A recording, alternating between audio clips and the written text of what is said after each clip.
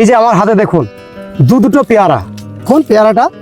এই যে দেখুন, এই যে এত বড় একটা পেয়ারা, প্লাস এই পাশেও একটা পেয়ারাও কিন্তু এখানে আছে।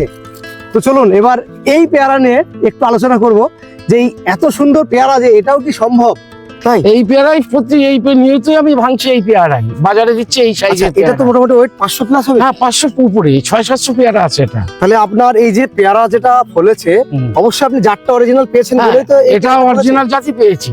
আসসালামু আলাইকুম সুপ্রিয় দর্শক মন্ডলী, কেমন আছেন আপনারা? দেশ ও দেশের বাইরে যে যেখান থেকে আজকের এই প্রতিবেদনটি দেখছেন, সকলকে স্বাগত জানাই আশার আলো এগ্রো চ্যানেলের পক্ষ থেকে।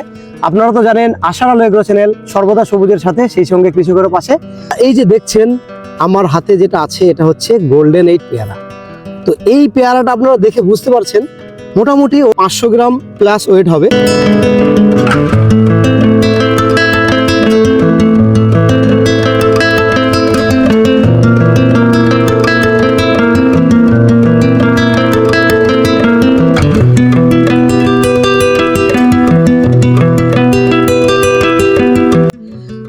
এই পেয়ারা একটা নেই, এই বাগানে কিন্তু একাধিক আছে।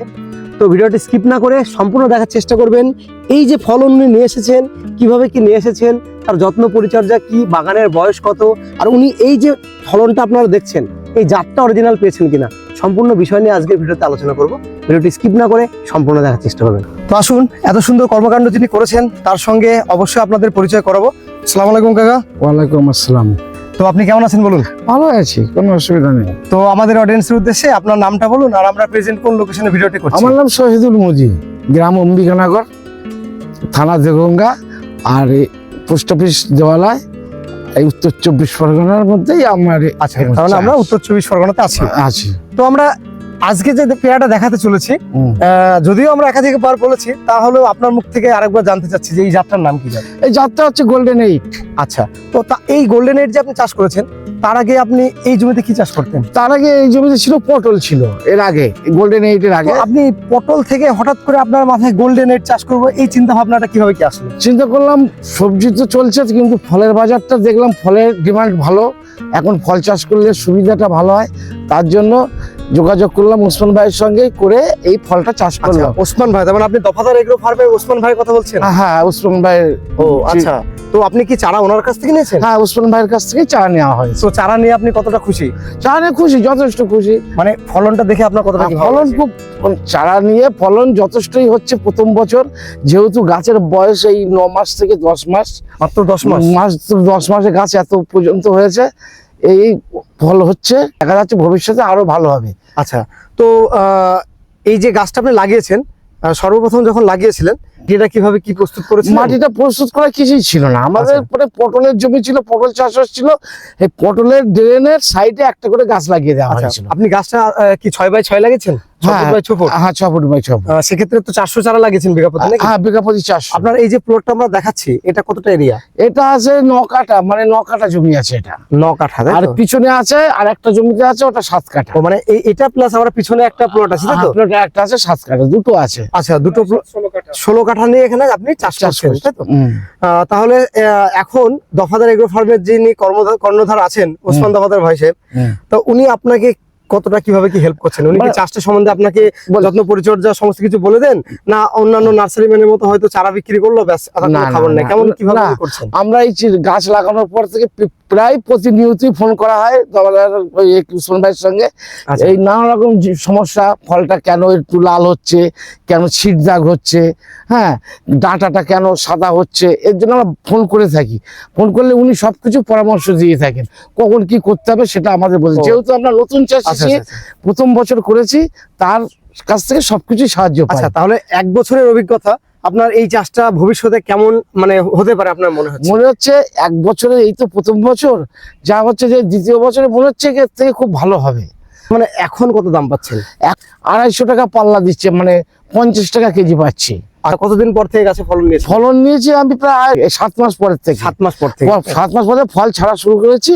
তারপরেই তো এই শীত, ঠান্ডা পড়লো, শীতের পরেই শীতের থেকে মাল ভাঙছে, অল্প অল্প করতে করতে মাল এখন বেশি উঠছে। আচ্ছা, তাহলে এখন আপনি এই যে পেয়ারাটা বর্তমানে যে আপনার মোটামুটি 10 মাস বয়স বললেন বাগানে, তো এ পর্যন্ত লাগানো থেকে নিয়ে শুরু করে কি কি পরিচর্যা করেছেন সেই বিষয়গুলো যদি একটু শেয়ার করেন। হ্যাঁ, এই এতে লাগানো বলতে এই লাগানো হয়েছে, তারপরে পটলের জমিতে ছিল, পটলে যে সার দেওয়া হয়েছে বা যে কীটনাশক দেওয়া হয়েছিল ওটাই এতে স্প্রে করা হতো।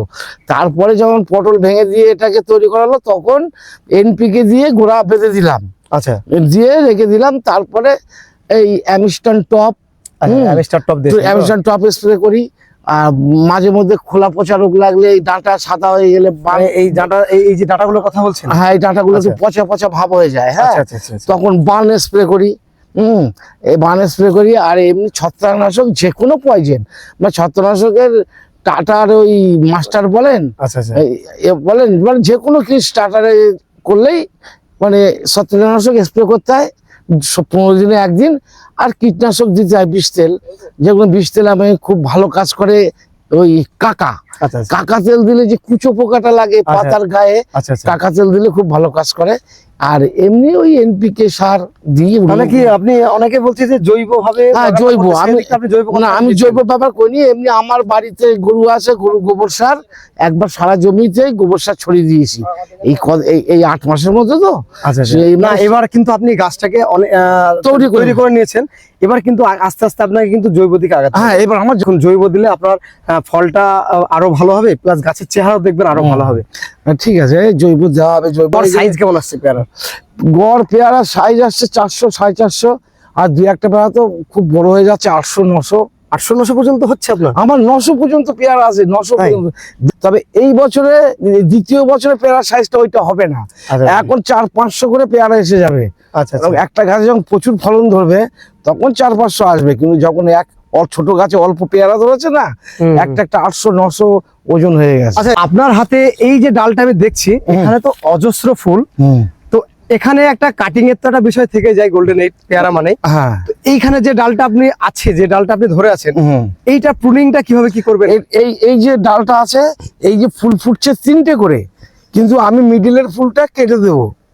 আচ্ছা, মানে আপনি দুটো রাখবেন তাই তো? আমি এই 2 সাইডে 2টো পেয়ারা রাখবো। আচ্ছা, তারপরে মিডিলেরটা কেটে দেবো। আচ্ছা, তারপরে এখানে যে এই যে ডালটা আছে, এইখান থেকে আপনি যে বাঁশটা কাটবেন, ওটা কিভাবে কাটবেন? এটা 5 থেকে 6 পাতা হলে, এটা 5 থেকে 6 পাতা হলে এইভাবে আমরা এখনো হাত দিয়ে কাটছি, কিন্তু কাটার দিয়ে আমরা এইভাবে কেটে ফেলে দিই। যখন কাটবো তখন এখান থেকে আবার 2টো ডাল ছাড়বে। আচ্ছা, মানে তাতে আবার যেমন এখানে আমাদের একটা গাছ দেখা গাছটা গছি হবে, মানে এখান থেকে 2টো হলে আবার গাছটা ঝোপ হবে। এই যে ডাল আমি এই যে দেখেন আমি এখান থেকে কেটে দিয়েছিলাম, আচ্ছা, একটা 2টো হয়ে গেছে। আচ্ছা, আচ্ছা, এবার গাছটা ঝাপ হচ্ছে, বড় হচ্ছে, গোল হচ্ছে। আচ্ছা, তাহলে এবারে এই একটা আসছে, একটা এরা আবার যখন একটু বড় হবে এদের কেটে দেবো, ওখান থেকে ডালাবে, তারপরে গাছটা একদম গোল হয়ে যাবে। আচ্ছা, হার্ড বোনিংটা কখন করার জন্য কিছু বলেছে আপনাকে? না না না, হ্যাঁ হার্ড বোনিং বলেছে, ওটা কিন্তু বৈশাখ মাসের দিকে কিন্তু হার্ড বোনিং করতে হয়। সামগ্রিকভাবে এই সমস্ত যে যত্ন পরিচর্যা গুলো বললেন, এছাড়া কি আর কিছু করা লাগে? এই না না, এছাড়া আপাতত কিছুই করা লাগছে না, এভাবে হচ্ছে। শুধু দেখতে হয় সমস্যা পাতায় পোকা লাগছে কিনা। হ্যাঁ, ছত্রাকনাশক ওষুধ বেশি বিষ ব্যবহার লাগে না, ছত্রাকনাশক আর পোকাটা দেখে গেলেই হয়। আর সার বলতে গেলে মাঝে মাঝে অল্প এনপিকে রাসায়নিক সার অল্প ব্যবহার করতে হবে, আর বাকিটা জৈব সার, এতেই ভালো হয়। যেমন আমার বাড়ির গোবর সার ছিল, আমি সব জমিতে ছড়িয়ে দিয়ে রেখেছি। আবার ভাবছি এই 2-4 দিনের মধ্যে আবার গোবর সার দেবো। এই গাছে ঝোপ হচ্ছে, ভাবছি যে এই গাছগুলো একটা এসে 4টে পেয়ারা 5টা পেয়ারা ডালটা ভেঙে যাবে। হ্যাঁ, সেক্ষেত্রে তার জন্য এবারে খোমা পুঁতবো। হ্যাঁ, পুঁতে তার সঙ্গে দড়ি দিয়ে টান দিয়ে এবারে গাছের পরিচর্যা শুরু হবে। তাহলে ডিটেলসে সমস্ত কিছুই আপনাদের খুলে বললেন। আশা করি এই ভিডিও থেকে আপনারা সম্পূর্ণভাবে বুঝতে পেরেছেন যে বাগানটা কিভাবে কি তৈরি করবেন, গাছটা কিভাবে কি লাগাবেন। তারপরে যদি কারো কিছু জানার প্রয়োজন মনে করেন অবশ্যই কমেন্ট করবেন, কমেন্টে উত্তর দেবো। আজকের ভিডিওটি এই পর্যন্তই। ভিডিওটি ভালো লাগলে অবশ্যই একটি লাইক করবেন। দেশ ও প্রবাস থেকে অলরেডি আমার চ্যানেলকে যারা সাবস্ক্রাইব করে রেখেছেন তাদেরকে অসংখ্য ধন্যবাদ। আশার আলো এগ্রো চ্যানেলের সঙ্গে জুড়ে থাকার জন্য নতুনদের উদ্দেশ্যে একটি বার্তা, আপনারা আমার চ্যানেলকে সাবস্ক্রাইব করে অল নোটিফিকেশন বেলটি অন করে রাখবেন, যাতে করে আমি কোনো ভিডিও দিলে খুব সহজে আপনারা নোটিফিকেশন পেয়ে যান। প্রত্যেক ভিডিওর শেষে আমি আপনাদের যেটা বলি আবারও বলছি, আপনারা সকলে ভালো থাকবেন, সুস্থ থাকবেন, সবুজের সঙ্গে থাকবেন, সেই সঙ্গে আশার আলো এগ্রো চ্যানেলের সঙ্গে সদা সর্বদা জুড়ে থাকবেন।